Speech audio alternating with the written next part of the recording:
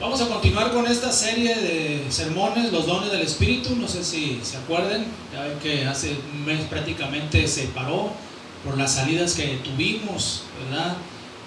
Vamos a continuar, vamos a reanudar esta serie de sermones acerca de los dones del Espíritu esta mañana. Gloria a Dios. Primera de Corintios capítulo 12, nuestro texto, versículos 1 al 3.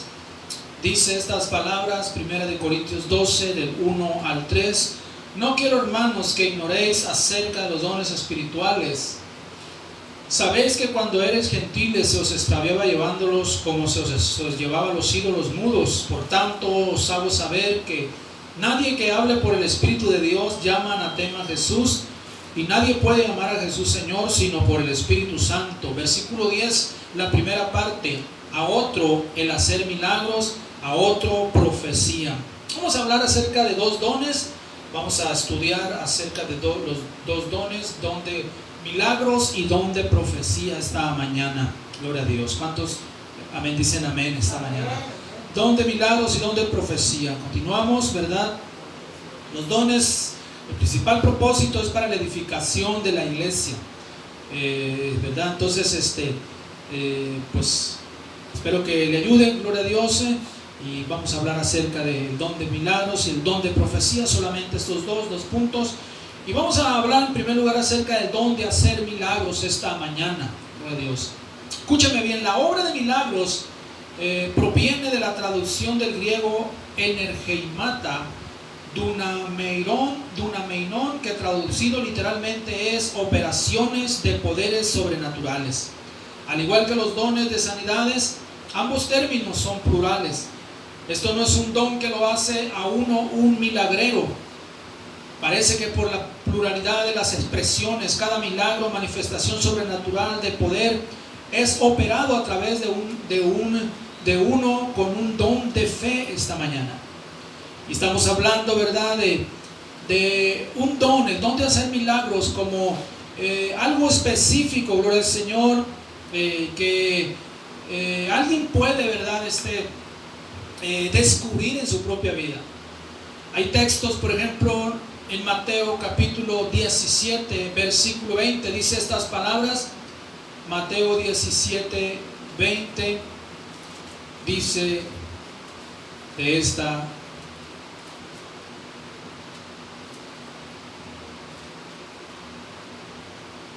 manera, dice la palabra de Dios. Jesús le dijo: por vuestra poca fe, porque de cierto digo que si tuvieres fe como un grano de mostaza, dirías a este monte: pásate de aquí allá, y se pasará, y nada os será imposible. Aquí Jesús está hablando acerca de que un milagro puede suceder a través de la fe. Si hay fe, dice el Señor, le podrá decir a ese monte: muévete de aquí allá, y el monte obedecería. Pero la poca fe puede causar, ¿verdad?, que un milagro no suceda. Cuando dicen amén. Amén. También en Mateo, ahí mismo, capítulo 21, versículos 20 al 22, dice estas palabras. Viendo esto, los discípulos decían maravillados: ¿cómo es que se secó enseguida la higuera? Respondiendo Jesús les dijo: de cierto digo que si tuvieres fe y no dudares, no solo haréis esto de la higuera, sino que si a este monte dijeres: quítate y échate en el mar, será hecho. Y todo lo que pidieres en oración creyendo, lo recibiréis. Aquí está hablando una vez más nuestro Señor Jesucristo acerca del poder que tiene la fe para obrar milagros. Él le dijo a la higuera: nunca nadie más coma alguien fruto de ti. Y dice la Biblia que la higuera se secó. Las palabras que el Señor declaró sobre la higuera también dieron una evidencia física, ¿verdad?, de una que se secó ese árbol. Y los discípulos dijeron: bueno, ¿cómo sucedió esto? Bueno, Jesús le dijo: si ustedes tienen fe y ustedes le dicen a ese monte que se mueva, el monte obedecería. Quítate y échate en el mar, y el monte obedecería. Esta mañana, en el Nuevo Testamento, iglesia, escúchame bien, los eventos de origen sobrenatural son llamados señales, maravillas y milagros. Las palabras griegas que se traducen milagros, maravillas y señales son terata, dunamis y someia. Literalmente significan eventos que causan asombro, eventos de poder divino y eventos que significan algo sobre Dios y sus obras. Dios no manifiesta su poder solo para causar asombro. Él siempre quiere enseñarnos algo con sus milagros. ¿Cuántos dicen amén? Amén. Aleluya. En el libro de Hebreos capítulo 2 versículo 4 encontramos estas palabras. Hebreos 2:4, por favor. Dice, testificando Dios juntamente con ellos, con señales, dice, y prodigios y diversos milagros y repartimiento del Espíritu Santo según su voluntad. Aquí está hablando, ¿verdad? El escritor de Hebreos está hablando de señales, de prodigios y diversos milagros. Aleluya. Y repartimientos del Espíritu. Gloria a Dios. Los milagros tienen que ver con el poder sobrenatural de Dios. ¿Cuánto dicen amén? Tienen que ver con el poder sobrenatural de Dios. Por ejemplo, tenemos el caso de la liberación de Pedro y Juan de la cárcel. Un ángel descendió y les abrió las puertas de la cárcel. Dice en el libro de Hechos, capítulo 5, versículos 17 al 20. Vamos a estarle viendo algunos milagros poderosos, sobrenaturales en el Nuevo Testamento. Hechos 5, versículos 17 al 20, por favor, dice así. Entonces, levantándose el sumo sacerdote y todos los que estaban con él, esto es la secta de los saduceos, se llenaron de celos y echaron a mano a los apóstoles y los pusieron en la cárcel pública. Mas un ángel del Señor, abriendo de noche las puertas de la cárcel y sacándolos, dijo: id y puestos en pie en el templo, anunciad al pueblo todas las palabras de esta vida. Dice que más tardó, ¿verdad? El sumo sacerdote y los que estaban con él, más tardaron, gloria al Señor, en echar a la cárcel a estos hombres de Dios, a Pedro y a Juan y a otros más, que un ángel, dice, descendió y abrió las puertas de la cárcel. Ese es un milagro. ¿Cuántos dicen amén? Amén. Es un milagro. La liberación esta mañana, la liberación de ellos no fue otra cosa más que un milagro, gloria a Dios. Porque esas cárceles, hermanos, eran cárceles muy seguras. Eran puertas de hierro muy grandes, muy pesadas. Solamente un ángel pudo haberlas abierto. Tenemos también, aleluya, la ceguera de Elimás, el mago, aquel hombre que perturbaba, amén, la obra de los apóstoles. Elimás el mago dice que fue, amén, dañado o herido con una ceguera. Esto es un milagro sobrenatural. Hechos capítulo 13, versículos del 8 al 12, por favor, dice así, el 8 al 12, Hechos 13. Pero le resistía Elimás el mago, pues así se traduce su nombre, procurando apartar de la fe al procónsul. Entonces Saulo, que también es Pablo, lleno del Espíritu Santo, fijando en él los ojos, dijo: oh, lleno de todo engaño y de toda maldad, hijo del diablo, enemigo de toda justicia, ¿no cesará de trastornar los caminos rectos del Señor? Ahora pues, he aquí, la mano del Señor está contra ti, serás ciego y no verás el sol por algún tiempo. E inmediatamente cayeron sobre él oscuridad y tinieblas, y andando alrededor buscaba a quien lo condujera de la mano.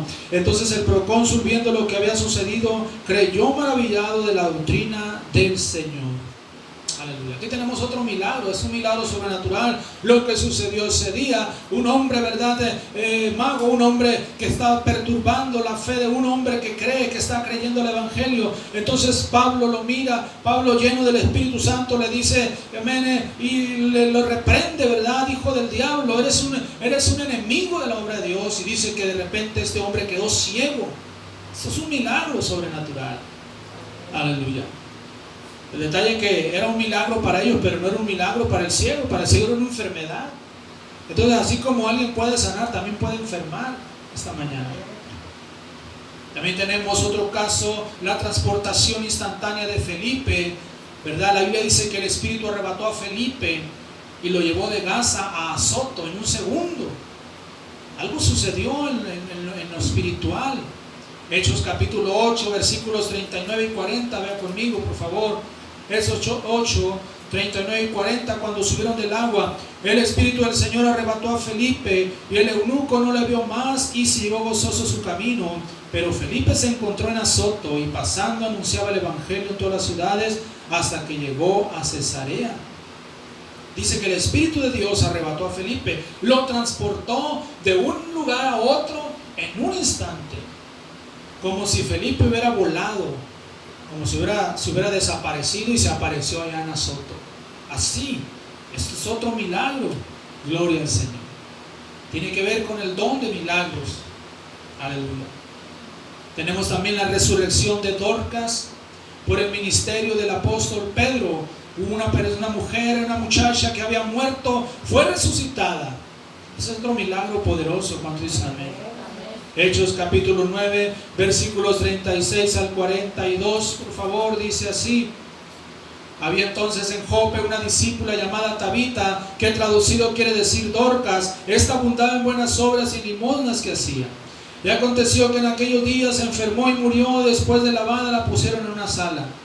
Y como Lida estaba cerca de Jope, los discípulos, oyendo que Pedro estaba allí, le enviaron 2 hombres a rogarle: no tardes en venir a nosotros. Levantándose entonces Pedro fue con ellos, y cuando llegó le llevaron a la sala, donde le rodearon todas las viudas, llorando y mostrando las túnicas y los vestidos que Dorcas hacía cuando estaba con ellas. Entonces, sacando a todos, Pedro se puso de rodillas y oró, y volviéndose el cuerpo dijo: Tabita, levántate. Y ella abrió los ojos, y al ver a Pedro se incorporó, y él dándole la mano le levantó. Entonces, llamándolos a los santos y a las viudas, la presentó viva. Esto fue notorio en toda Jope, y muchos creyeron en el Señor. Otro milagro sobrenatural, amén, una resurrección de una muchacha que había muerto. Ya estaba ahí tendida, ya la estaban velando, está el velorio a todo lo que da, está, amén, ahí hay viudas, hay mujeres que le lloran, hay hombres que le lloran. Pero no, entonces llega Pedro, ¿verdad? Y le dice: Tabita, levántate. Y Tabita se levanta.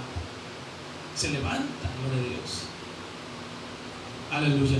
Esos son los milagros. Es el don de milagros operando de una manera poderosa. ¿Cuánto dicen amén? Amén. Y es el don de hacer milagros. Ese amén, uno de los dones del Espíritu esta mañana. Es uno de los dones del Espíritu Santo. Y es todo tipo de milagros. Hay infinidad de milagros en la Biblia, hermanos. Aleluya, que están relacionados con este don. Y por supuesto también, amén, amén, en la actualidad hay hombres, mujeres, aleluya, con este don muy fuerte. Hay pastores, hay evangelistas, ¿verdad? Con ese don tenemos que de alguna manera buscar y desarrollar ese don de milagros. Estamos hablando del don de hacer milagros, milagros de sanidad, milagros de liberación, milagros de multiplicación, milagros de provisión. Necesitamos ejercer este don. ¿Cuántos dicen amén?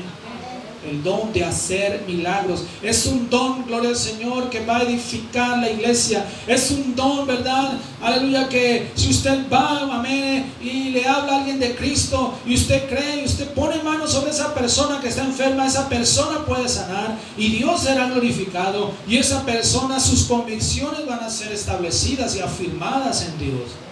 Porque siempre los milagros van a atraer, ¿verdad?, gente. Los milagros van a hacer que gente crea la palabra. Cuando dicen amén. Los milagros van a hacer que la gente crea en el poder de Dios.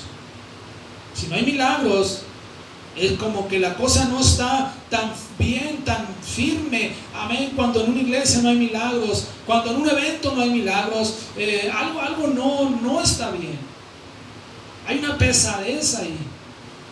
Necesitamos, ¿verdad?, buscar el don de hacer milagros, creer, gloria al Señor, porque acuérdense que tiene que ver con la fe. Ya hablamos en otra ocasión acerca del don de fe, y está relacionado el don de fe, el don de hacer milagros, porque si no hay fe no hay milagros, pero si hay fe hay milagros de todo tipo, ¿verdad? Ya vimos algunos ahí, de sanidades, de liberación, de multiplicación, de provisión, gloria al Señor. ¿Cuántos milagros? El don de hacer milagros. Y Pablo está diciendo en nuestro texto, está hablando acerca del don de hacer milagros. Y luego dice a otro, profecía. Vamos a hablar por unos momentos acerca del don de profecía. Es otro de los dones del Espíritu Santo, es otro de los regalos del Espíritu Santo. Escúchame bien, la palabra profecía es una transliteración del griego profeties, que se deriva de 2 palabras: pro, que significa antes, delante o por, a favor de, y femi, que significa declarar o anunciar. Al unir ambos significados, la palabra profeties puede significar uno que predice, o sea, que dice de antemano, uno que habla delante o a favor de. Ahora, en el Antiguo Testamento tenemos el oficio del profeta. El profeta, ¿verdad?, era alguien que Dios mismo lo escogía. Si vemos las historias, las biografías de los profetas del Antiguo Testamento, como Isaías, Jeremías, Ezequiel, Daniel, los profetas menores, amén, nos damos cuenta que ellos fueron escogidos, algunos de ellos fueron escogidos desde el vientre, desde que estaban, ¿verdad?, en el vientre de sus madres. Y era una elección de Dios. Dios los escogió para ser profetas. ¿Cuántos dicen amén? Amén. Y el oficio del profeta era uno de los más altos cargos que había. Gloria al Señor. Un profeta era un pastor, era un líder, un profeta. Samuel era un profeta. Y usted sabe, Samuel tiene 2 libros en la Biblia, en el Antiguo Testamento: primera de Samuel y segunda de Samuel. Porque Samuel era un hombre muy respetado, era un profeta. Ahora, la palabra hebrea para profeta es nabi, que significa anunciar, ser testigo o testificar. El oficio del profeta se define claramente en Deuteronomio capítulo 18, vea conmigo.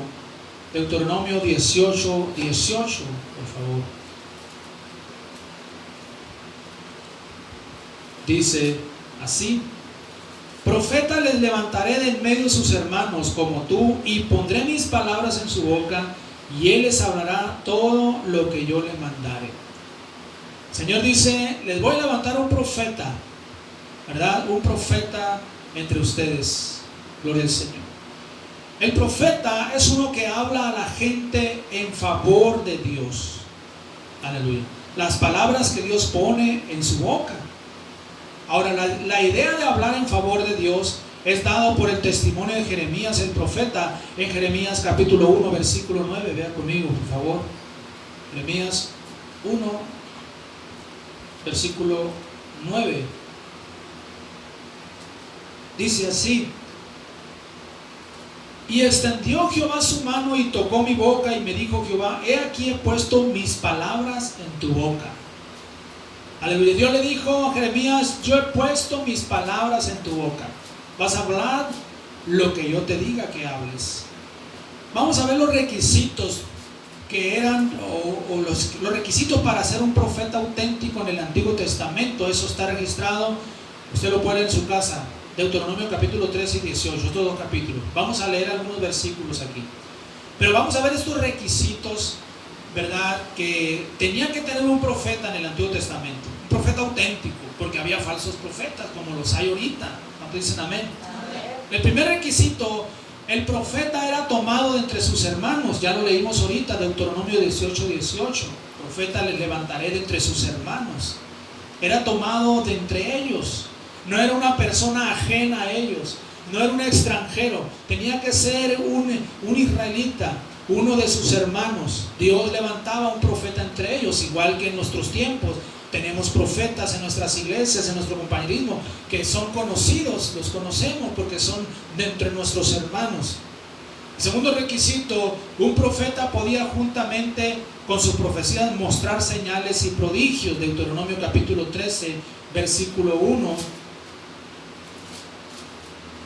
Dice así: cuando se levantara en medio de ti profeta o soñador de sueños y te anunciare señal o prodigios. Podía, ¿verdad?, mostrar algunas señales, algunos prodigios ese profeta. El tercer requisito: el profeta debía hablar a sus hermanos en el nombre del Señor. Deuteronomio 18, 19. Mas a cualquiera que no oyere mis palabras, que él hablare en mi nombre, yo le pediré cuenta. Amén. Tenía que hablar en el nombre del Señor. No podía hablar en otro nombre porque era un falso, era un profeta que no era auténtico. El cuarto requisito: el profeta, si profetizaba cualquier cosa en contradicción a la ley de Dios, debía ser rechazada su profecía. Deuteronomio 13, versículos del 1 al 3. Aleluya. Dice así: cuando se levantara en medio de ti profeta o señal, o soñador, de sueños, y te anunciare señal o prodigios, y si se cumpliera la señal o prodigio que él te anunció diciendo: vamos en pos de dioses ajenos que no conociste y sirvámosle, no darás oído a las palabras de tal profeta ni al tal soñador de sueños, porque Jehová vuestro Dios os está probando para saber si amáis a Jehová vuestro Dios con todo vuestro corazón y con toda vuestra alma. Esta era otra de las señales. Si ese profeta, ¿verdad?, profetizaba algo, ¿verdad?, en contra de la ley de Dios, podían rechazarlo. Era un falso profeta, al igual que en estos tiempos. ¿Cuántas veces, verdad, nos hemos topado con gente que según te da una profecía, nos da una palabra y, oh, hermanos, hermanas, yo quiero decir estas palabras? No debemos de ser ingenuos a eso, porque si hay falsos profetas, ¿cuántos dicen amén? Si hay personas que se dejan llevar por sus emociones, cuando en realidad, ¿verdad?, están hablando solo palabras.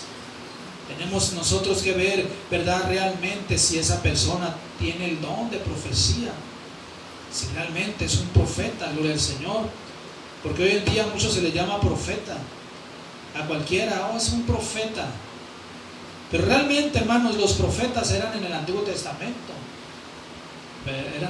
En la actualidad se le llama a alguien que tiene el don de profecía y no se le pone ese título de profeta. También otro requisito más de un profeta auténtico: si predecía el futuro, pero no se cumplía lo que profetizó, era rechazado. Deuteronomio 18, versículos 20 al 22, dice así: el profeta que tuviera la presunción de hablar palabra en mi nombre, a quien yo no le haya mandado hablar, y que hablar en nombre de dioses ajenos, el tal profeta morirá. Y si dijeres en tu corazón, ¿cómo conoceremos la palabra que Jehová no ha hablado? Si el profeta hablara en nombre de Jehová y no se cumpliera lo que dijo, ni aconteciere, es palabra que Jehová no ha hablado. Con presunción le habló a tal profeta. No tengas temor de él, gloria al Señor. Aleluya. Si alguien hablaba una palabra, daba una profecía y esa profecía no se cumplía, era un falso profeta, no era palabra de Dios. Al igual que en estos tiempos, ya ve que están esas personas que hacen negocio, que predicen el futuro, según son profetas. Pero ¿cuántas veces, verdad, predicen tantas cosas y no suceden? O a veces sí suceden, pero ¿en nombre de quién profetizan? No en nombre de Dios, sino en nombre de dioses falsos que ellos adoran esta mañana. Entonces, el don de profecía es algo muy específico esta mañana, iglesia.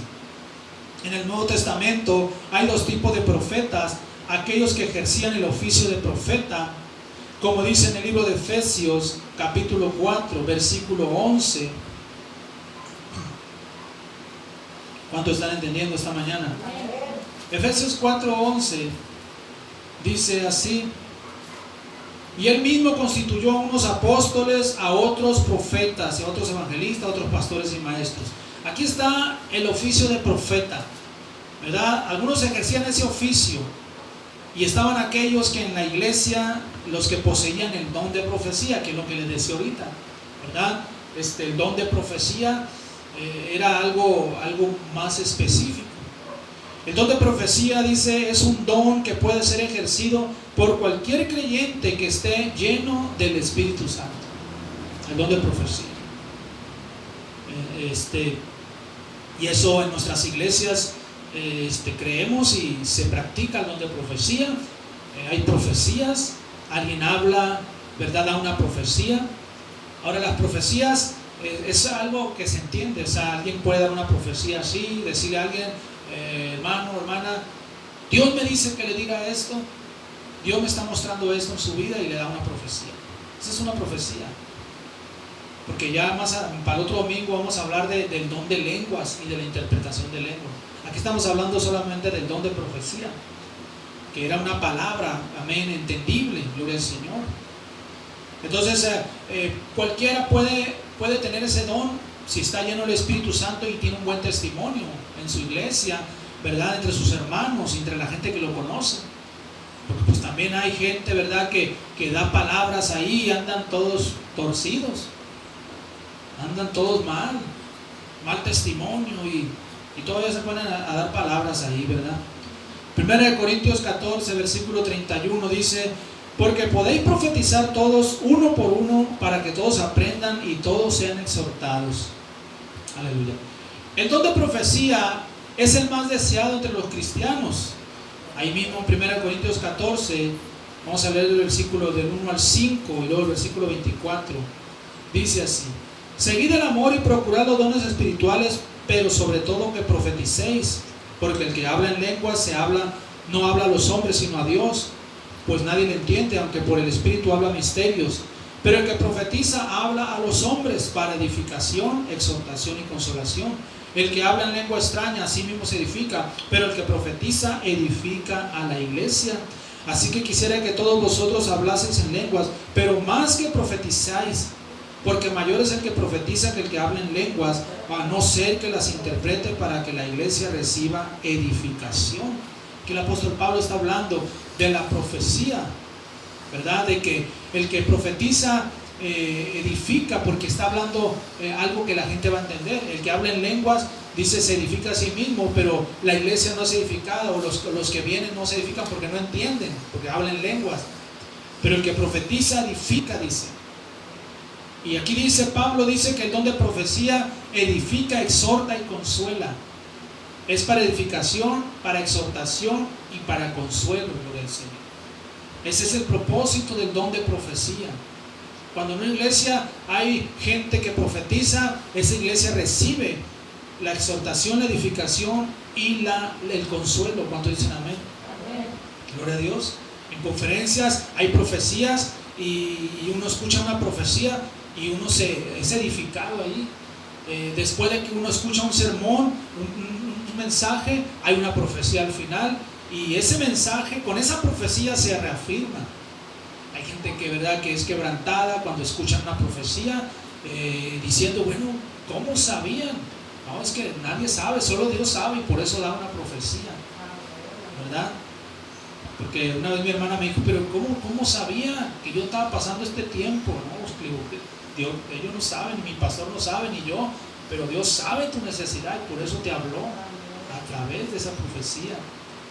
Y somos edificados, exhortados y consolados. 1 Corintios 14:3, gloria a Dios, una vez más dice, pero el que profetiza habla a los hombres para edificación, exhortación y consolación. Aleluya. También ahí mismo versículos 24 y 25 dice, pero si todos profetizan y entra algún incrédulo o indocto, por todos es convencido, por todos es juzgado. Lo oculto de su corazón se hace manifiesto, y así postrándose sobre el rostro adorará a Dios, declarando que verdaderamente Dios está entre ustedes. Ahí está lo que le pasó a mi hermana. Es lo que le pasa a gente que llega y escucha una profecía, ¿verdad?, en español o en su idioma, y el Señor ahí los atrapa, los toca. Porque los indoctos, dicen los incrédulos, cuando escuchan una profecía son convencidos. Aleluya. Pero no cuando alguien habla en lenguas. Porque si entra un incrédulo a la iglesia, una persona nueva, y escucha a alguien que está hablando en lenguas y está hablando en lenguas, está bien, pero esa persona inclusive puede llegar a pensar, está loco, hermano, la persona está loco, y va y empieza a brincar, ¿no?, y a hacer muchas cosas ahí que ya se salen de control, ¿verdad? Entonces, pero cuando hay profecía, la gente es edificada, la iglesia es edificada. ¿Cuántos dicen amén? Amén. Los profetas son una bendición en la iglesia de Cristo. Ellos consuelan a la iglesia o a un cristiano en particular. Entonces estamos hablando, hermanos, del don de profecía como algo, ¿verdad?, muy tremendo, gloria al Señor, que edifica a la iglesia. Aleluya. Hechos capítulo 15, versículo 30, vamos a leer, dice estas palabras. Hechos 15, versículo 30. Así pues, los que fueron enviados descendieron a Antioquía, y reuniendo a la congregación entregaron la carta. No era este.